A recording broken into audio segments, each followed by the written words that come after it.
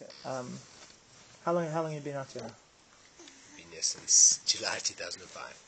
Okay. So, And what is your role here?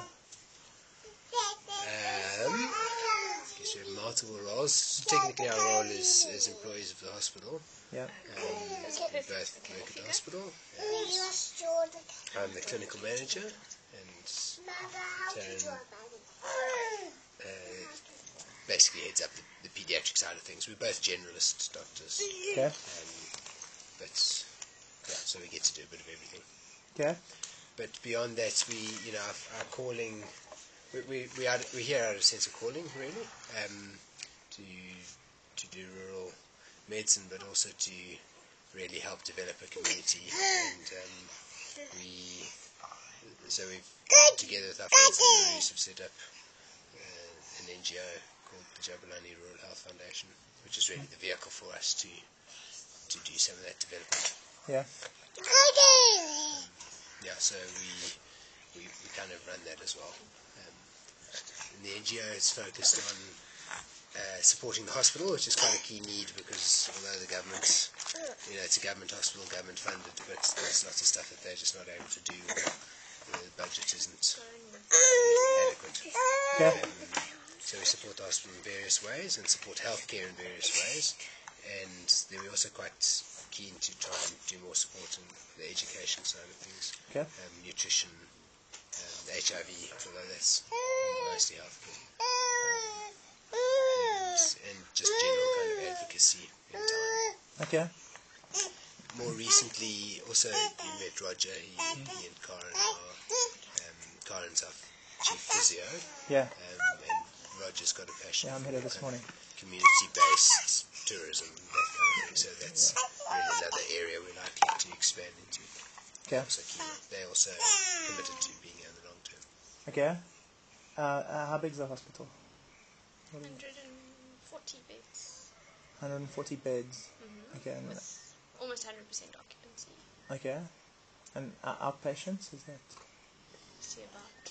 We saw 16,500 patients last year. Okay, outpatients. Yeah. Okay. So it's reasonably busy, especially given that we only have 6.5 doctors at the moment. So 6.5 doctors. Okay. And how does that compare to before you guys got here? there were Not that much more. yeah.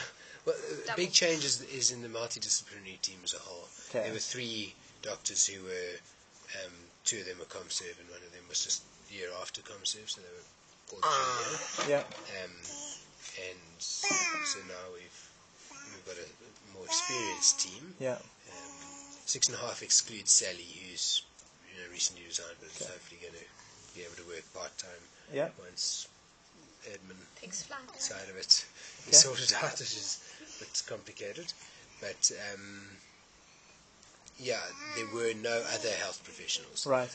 And so now? So now we've got a pharmacist and a dietitian and dentist and 3 occupational therapists and physiotherapists. Okay. An extra radiographer and Okay, great. social work as well. So that sounds like quite a positive impact. I mean, It's a major difference. is that through the work you guys have done, or the Jabulani Foundation, or those people coincidentally happen to come along?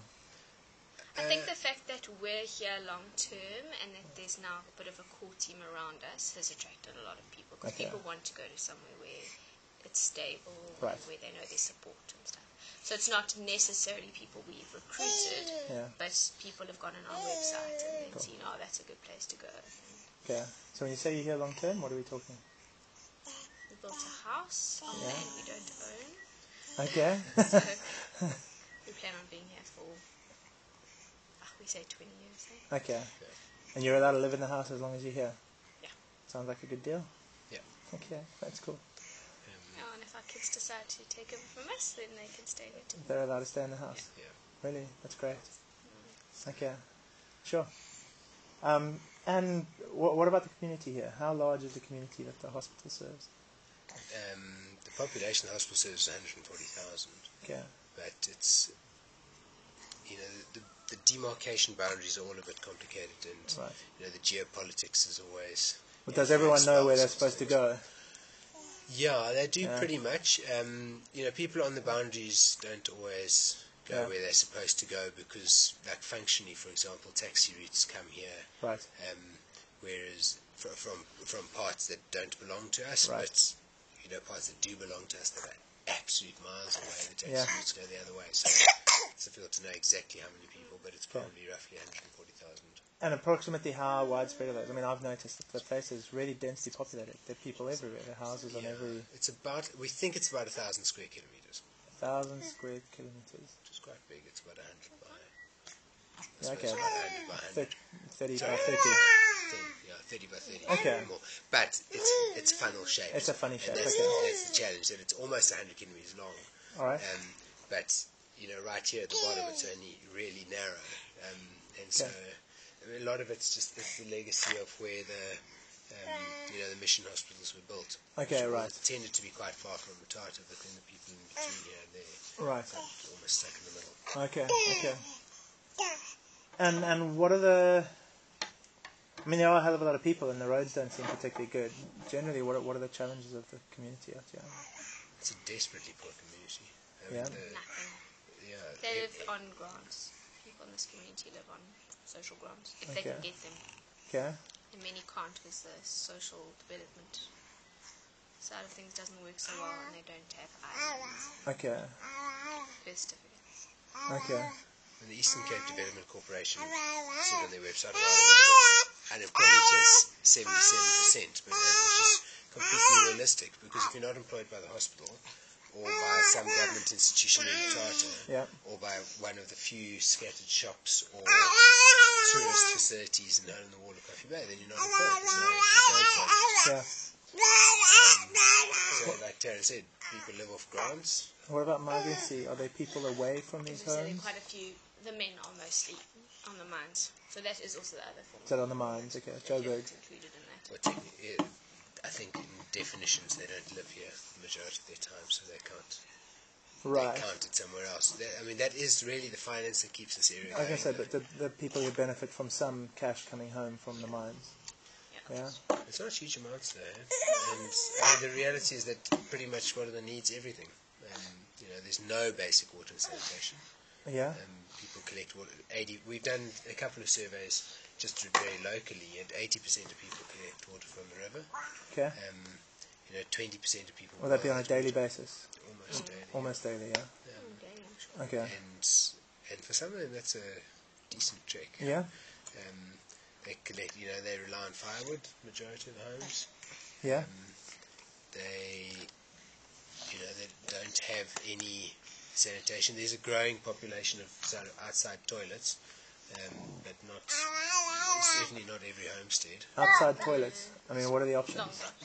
Long drops. Okay. Long drops like yeah. over there at the church. Okay. People who don't have long drops go in the forest. Oh, really? Okay. They have pigs. And that's probably still the majority. Oh, really? Sure.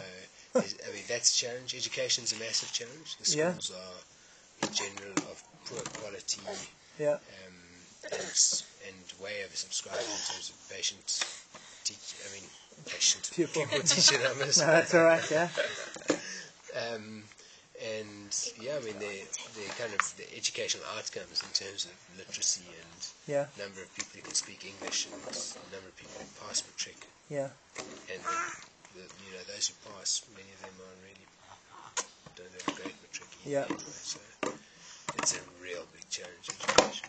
And healthcare is similarly. Yeah. Got lots of clinics, but they don't offer wonderful care.